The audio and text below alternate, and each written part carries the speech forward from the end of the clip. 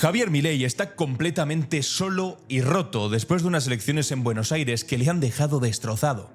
Pero lo peor de todo es que la situación en la que está ahora simplemente es una amplificación de un punto de partida que ya era sospechoso, amigos y amigas. Este es Javier Milei hace poco tiempo. Vos sabés que Moisés era un gran líder, pero no era bueno divulgando. Está hablando de su hermana aquí, ¿eh?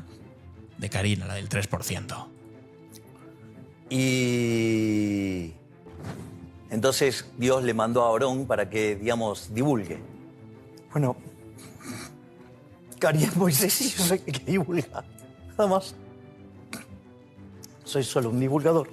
No, yo voy. Madre mía, claro, algunos se están diciendo, ¿por qué no deja caer a Karina y se libra de todo este problema que tiene encima? Con las coimas del 3%, con los audios de Españolo, con todas las cosas que están por filtrarse y por la incapacidad de su gobierno de explicar qué es lo que está ocurriendo ahí. Amigos, porque no puede, porque tiene algo raro con su hermano. Mira, Sí, yo soy el que divulga. ¿qué es esto? Karina es Moisés y yo soy el que divulga. Karina es Moisés y yo soy el que digo, Karina no es Moisés. Karina es tu hermana y está bien que la quieras, es bonito el amor entre hermanos. Pero no es Moisés, es una señora que ha metido la mano en la caja de los discapacitados. No es Moisés. Y lo mejor de todo es que la han pillado y que la gente te está dejando de votar y están viendo lo que eres por eso. Si tienes un vínculo tan grande que una especie de tu muñeco de protección emocional, tu hermana, pues dimite con ella y ve a vivir una vida más tranquila, sin tanto dinero seguramente, pero más tranquila. Pero, ¿qué es esto de defenderla hasta este punto? En el que ve que hay algo profundamente no tratado dentro de Milei, que ojalá pudiese resolver con un psicólogo bien preparado, porque la salud mental es importante, y no reventando un país entero como Argentina. Pero es que había más avisos, ¿eh? Claro, es que ahora la gente está volviendo a revisar cosas. Aquí ponía este usuario de Twitter. Acá se tendrían que haber dado cuenta. Ahora no vale llorar. Y es que es cierto. Aquí, muchos que le votaron se tendrían que haber dado cuenta precisamente aquí y no lo hicieron. En este punto. 1000 likes. Eso es lo importante. Tiene casi 16 millones de impresiones. Solo en mi cuenta de Instagram, el posteo tiene 1 millón de likes. ¡Ey! Pero no son votos, Javier. No, para. Eso no son votos, tienes muchos likes, pero eso no son votos, Javier. Se lo tenían que decir ahora que ha perdido en Buenos Aires por un 13%. Por un 13%. Así como hay un salame o 3 salame opinando desde una computadora, ¿sabes qué? Mientras que eso, miran a la señorita por internet, yo estoy en el medio de sus sábanas. Hostia. 1000 likes en el medio de Atención, sus sábanas. Acá se tendrían que haber dado cuenta. Y tanto que se tendrían que haber dado cuenta. Pero que la cosa va más allá o va más acá, porque esta es la última fotografía que acaban de publicar desde el gabinete de Milei. Ahí está con su gabinete, con su equipo. Está Karina, que es que la pobre... Bueno, en fin, no voy a entrar en temas estéticos con Karina. Pero haced zoom en el centro. Mirad lo que hay en el medio. Y lo voy a ir acercando poco a poco para que nadie se asuste. Pero amigos y amigas, esto es el presidente de Argentina. Un tipo completamente desestabilizado. Cosa que nadie podrá decir que le coge por sorpresa porque habéis visto los vídeos de antes. Karina es Moisés. Un salame, no sé qué, yo estoy en medio de sus sábanas. Y ahora esta fotografía en la que se le ve completamente fuera de sí. Pero, ¿qué es esto? ¿Qué es lo que gobierna en Argentina? Que, por cierto, está tan en un mal momento y tan desestabilizado que acaba de anunciar una cosa buena para los españoles como yo, y es que suspende su viaje a España tras la derrota electoral en Buenos Aires. Iba a venir a una cumbre de la extrema derecha española y ahora pues debe tener un problema tan grande. Y mira que no se pierde un viaje a España, vamos, nunca. Siempre pagado con los impuestos de los argentinos, de esos que dice que son un robo. Los impuestos son un robo siempre y cuando no sea para pagarle el avión, que ha venido unas cuantas veces a España básicamente para insultar al presidente del gobierno de España. En fin, un auténtico máquina, un maquinarias. Está tan jodido, está tan reventado, está tan loco, que es que no sabe qué hacer. Literalmente no sabe qué hacer. Y bueno, aquí tiene a su lado a Karina, que la pobre pues es un poco más rica de lo que entró, bastante más, porque el 3% en contratos millonarios te da bastante, pero sabe que lo que le queda al gobierno pues no es demasiado. Vaya grupito de locos. Pues claro, lo que le pasó a Javier Milei es que cantó victoria antes de tiempo. Le prometió a sus votantes que iba a enterrar definitivamente al kirchnerismo, que iba a ganar la calle, que iba a arrasar en las urnas también en unas elecciones de Buenos Aires que nacionalizó de una manera torpe y absurda. Y lo que realmente acabó consiguiendo, y de ahí su sensación pues, de no saber qué hacer. Estoy viendo aquí de fondo, porque me he dejado en la pantalla que tengo abierta esta imagen y me está dando de verdad miedo. Me está dando de verdad miedo. Pero bueno, dijo eso a los argentinos, a sus votantes. Y lo que consiguió realmente fue estrellarse en contra de la realidad con una derrota no de 1, ni de 2, ni de 3, ni de 4, ni de 5, ni de 6, de 13 puntos. Que no es algo ajustado, son 13 puntazos que nadie en su entorno esperaba. El domingo 7 de septiembre, la provincia de Buenos Aires, ese territorio donde vive casi el 40% de los argentinos, le mandó un mensaje brutal al presidente libertario. No vas a pasar por encima de la gente tan fácilmente. Porque hay que entender una cosa fundamental. Milei no tenía por qué meterse en estas elecciones. Era una votación provincial para básicamente elegir diputados y senadores para Buenos Aires. Un trámite. Pero el presidente decidió nacionalizar la contienda, poner su cara en todos los carteles, precisamente cuando estaba estallando el caso de Karina Milei, y transformar cada acto de campaña en una batalla épica contra el peronismo. Quería demostrar que su poder era absoluto, que podía ganar en el bastión histórico del kirchnerismo en Buenos Aires, y lo que demostró fue su soberbia fracasada, su incapacidad para leer que el ajuste salvaje que está aplicando tiene consecuencias políticas. Y que la gente no vive solo de promesas de libertad y de que le griten ¡viva la libertad, carajo! Mientras no llega ni a fin de mes, y además mientras ve que la hermana del presidente, que tanto hablaba en contra de las corruptelas, de los impuestos, resulta que te mete un impuesto del 3% y además de la peor forma posible, a los discapacitados. Los números son demoledores. Fuerza Patria, el peronismo, el frente que reunió a todo ese espacio bajo el liderazgo de Axel Kicillof, sacó el 47% de los votos. Y la Libertad Avanza, el partido de Milei, apenas rozó el 34%, ya os sabéis los números. Una paliza en toda regla. Y lo más humillante es que perdieron en 6 de las 8 secciones electorales de la provincia, incluso en zonas que históricamente habían sido complicadas para el peronismo. El mapa bonaerense volvió a pintarse de celeste, el color del peronismo provincial, como si el tsunami libertario del año pasado no hubiese existido nunca. Duró poco, como la vida de una mosca. El búnker libertario, en La Plata, realmente fue un velatorio. Milei apareció en el escenario con cara de circunstancias, rodeado de apenas un puñado de ministros, sobre todo los que siempre están ahí, cuando hay que dar la cara, otros no se atrevieron tanto. Pero lo más revelador fue el saludo frío, a un tipo que le gusta tanto entrar gritando, cantando que es el león. De repente saludo frío, protocolario y distante, que le dio a Martín Menem, el presidente de la Cámara de Diputados, que fue un apretón de manos rápido, sin miradas, sin palabras, ni siquiera el lenguaje corporal no estaba mintiendo. Ahí hay bronca, ahí hay problemas, ahí hay reproches, entre ellos culpas cruzadas. ¿Cómo has dejado que mi hermana se meta en este lío? ¿Cómo puede ser que hayan salido esos audios? Porque ya han empezado las purgas internas. Y sobre todo la búsqueda desesperada del culpable de la debacle. Por eso no ha ido a España Milei, porque está en esa búsqueda del culpable, y el culpable no puede ser su hermana. ¿Cómo va a ser Moisés el culpable? El culpable tiene que ser necesariamente otro. Por eso a Diego Spagnuolo, que era buen amigo del presidente, que de hecho era uno de los que más le visitaba en su residencia privada y en la sede de gobierno, fue inmediatamente defenestrado del gobierno. Lo echaron, a patadas lo echaron. Claro, lo echaron porque no podían darle credibilidad a lo que ha dicho. Pero de una manera tan torpe que echándolo lo único que hicieron fue confirmar las palabras que se habían filtrado en ese audio. ¿Por qué lo echas si no es cierto lo que ha dicho? Podrían haberlo desmentido, pero lo echas porque sabes que es verdad.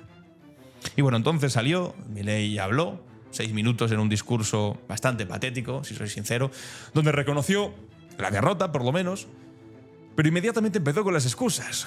Que el peronismo había puesto todo su aparato, de 40 años decía de peronismo, en fin, yo creo que no se sabe muy bien la historia del peronismo, el pobre, que habían hecho la mejor elección posible.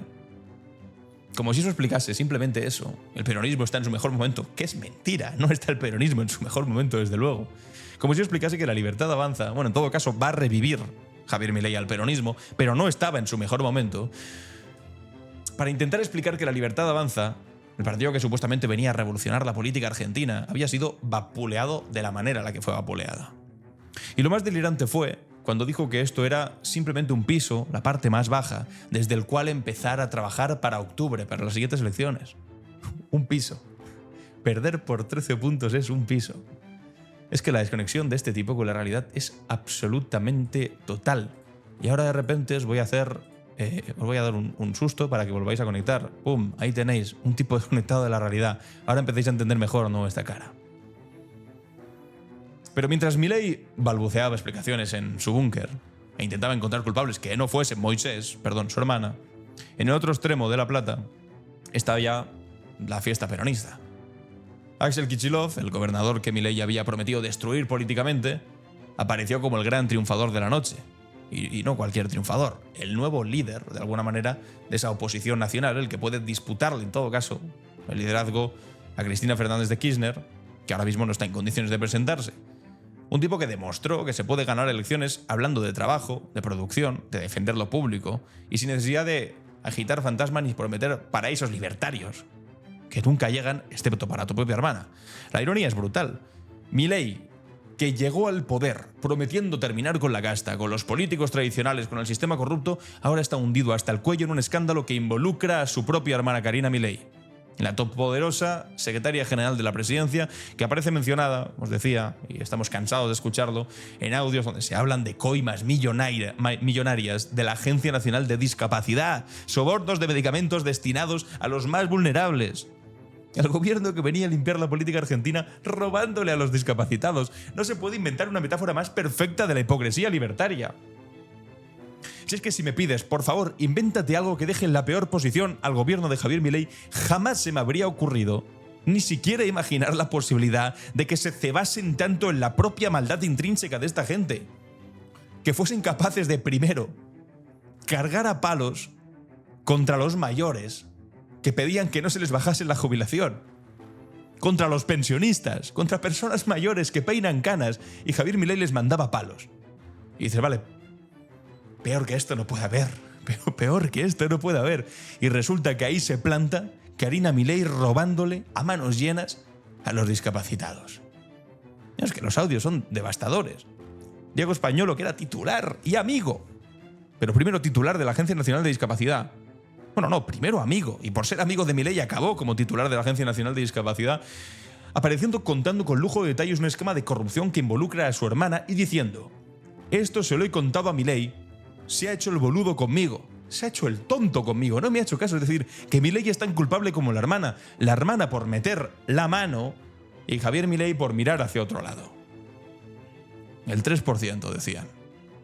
Como si fuese también lo más normal del mundo, ¿eh? No, el 3% para Karina. Como si robar dinero destinado a personas con discapacidad fuera parte del funcionamiento habitual de un gobierno de la libertad. Y lo más grave, lo más escandaloso, es que según esos mismos audios, Javier Milei lo sabe todo. Español lo dice, ha hablado con el presidente. Le conté que su hermana estaba choreando. Y no hizo nada. El presidente que juró combatir con la corrupción, que dijo, como pillemos a alguien robando, le cortamos la mano, excepto si es Moisés. No, claro, es que os ponía el vídeo del principio, de este tipo desquiciado, diciendo lo de su hermana, para que veáis que no puede hacer nada. Moisés sí, yo sé que divulga, nada más. No puede hacer nada con su hermana. Su hermana puede robar lo que quiera, su hermana puede salir mañana a la calle vestida de jirafa mientras con un bate de béisbol va pegando a todos los niños que se encuentren por la calle y no va a poder hacer nada Javier Milei. La imagen es tan obscena que cuesta procesarla. Un tipo que venía a acabar con la casta y con el nepotismo, etcétera, etcétera, metiendo a la hermana, una tipa claramente y visiblemente incapaz para ningún tipo de puesto de responsabilidad, en la estructura de gobierno para que al fin y al cabo meta la mano y él no puede hacer nada. El gobierno intentó además de la manera más fracasada posible tapar el escándalo con una denuncia por espionaje ilegal, dijeron. Que iban a prohibir la publicación de los audios, que iban a allanar, a meterse en las casas de los periodistas que sacaban esos audios, como utilizando además un juez de la peor calaña, para intentar amedrentar a los periodistas y decirles vamos a ir a por vosotros como saquéis estos audios. Por fortuna no ha funcionado, porque el derecho a la información y sobre todo a conservar en secreto las fuentes es un derecho constitucional, es básico en cualquier país. Tuvo que venir hasta Amnistía Internacional a protestar en contra de la deriva autoritaria, y es irónico, de un país gobernado por alguien que se llama a sí mismo liberal o libertario. Y claro, es que el timing no podía ser peor. Es que, ¿qué vamos a hacer? Les estalló entonces, porque el escándalo de corrupción sale justo antes de las elecciones en Buenos Aires. Y claro, la canción viral que todo el mundo está cantando, parodiando la de Guantanamera, que dice Karina es alta coimera, pues es perfecta para unas elecciones. Se convirtió en la banda sonora oficial de la campaña. Se escuchaba en la radio, de los actos políticos, en las redes sociales, en todos los sitios. El gobierno, que había construido además su imagen en las redes sociales, que había ganado la batalla cultural digital, de repente se encontraba perdiendo en su propio terreno. Los memes ya no eran a favor de Milei, sino en su contra, riéndose de lo que ha pasado con su hermana. La hermana presidencial convertida en un símbolo de corrupción y de humillación institucional, que era lo que presuntamente venían a combatir. Y claro, eso se combina, y es importante, con una economía que seguía en caída libre. Porque Milei puede repetir hasta el cansancio que el rumbo no se va a modificar, que van a redoblar el ajuste, que es lo que dijo en su discurso cuando asumió la derrota. Pero es que los números no mienten. El lunes, después de la elección, el peso cayó un 3% frente al dólar. Las acciones argentinas en Wall Street se desplomaron hasta un 20%. Los mercados, esos mercados que Milei venera como dioses, le están diciendo que no confían en el proyecto que tiene, mucho menos con la poca estabilidad electoral que tiene, que la derrota electoral tiene consecuencias económicas y que no se puede gobernar solo para los ricos, mientras se desprecia al resto de la población. Básicamente se les roba, que es todavía peor. Y la pregunta ahora es, ¿qué va a pasar en octubre? Las elecciones legislativas nacionales son el verdadero test definitivo para Milei. Si pierde, ahí su proyecto se desmorona. No va a tener mayoría en el Congreso, no va a poder aprobar sus leyes, no va a poder avanzar con su programa de destrucción del Estado, y todo indica que la cosa se le está poniendo muy complicada. La derrota en Buenos Aires puede que tan solo haya sido el aperitivo. El peronismo, parece mentira, pero después de matar lo que decía que lo iban a matar, a acabar con el kirchnerismo, se está reagrupando, unido con un liderazgo bastante más fuerte y renovado de lo que esperaba Milei en la figura de Kicillof. Y él cada vez, me refiero a Milei, cada vez más aislado, más radicalizado y más desconectado de la realidad, con esas fotos que no la voy a volver a poner porque de verdad que genera pavor. La provincia de Buenos Aires ha hablado y su mensaje ha sido claro. No van a permitir que se destruya todo lo que se construyó con décadas de lucha. No se va a aceptar que se les condene a la miseria en nombre de teorías económicas que solo benefician a especuladores financieros o a quien mete la mano como Karina. No se van a quedar callados mientras saquean el Estado para repartirse los pedazos que queden entre amigos y familiares. La resistencia ha comenzado y Milei, el presidente que se creía invencible, el mejor de todos, el león, acaba de descubrir que el poder del pueblo organizado es más fuerte que todos sus algoritmos económicos, que todas sus teorías libertarias trasnochadas, que toda su propaganda digital que no va a ningún lado.